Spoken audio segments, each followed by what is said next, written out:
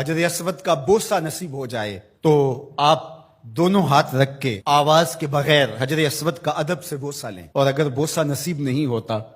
رش زیادہ ہے، تو حجر اسود پہ ہاتھ رکھ کے ان ہاتھوں کو چوم لیں، اور اگر یہ بھی ممکن نہیں ہے تو حجر اسود پہ چھڑی لگا کے اس چھڑی کے سرے کو چوم لیں، اور اگر یہ بھی ممکن نہیں، رش زیادہ ہے، تو دور سے ہی اپنی تلیاں سیدھی کریں حجر اسود کی جانب، اور جب رخ سیدھا ہو جائے، ایک وہمی گمانی تصوراتی نسبت پیدا ہوئی، اب حجر اسود کو آپ کی تلیوں نے چھوا نہیں بلکہ اس کا رخ حجر اسود کی طرف ہوا، ان تلیوں میں اتنی برکت آ گئی، اب ان تلیوں کو چوم لیں،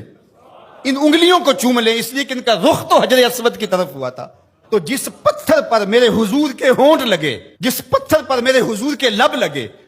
اس پتھر کو چومنا بھی عبادت قرار پایا، اور پھر اگر تمہیں چومنے کا موقع نہیں ملتا، ہاتھ لگا کے ان ہاتھوں کو چوم لو۔ اچھا ہاتھ بھی نہیں لگ پائے، چھڑی کو چوم لو۔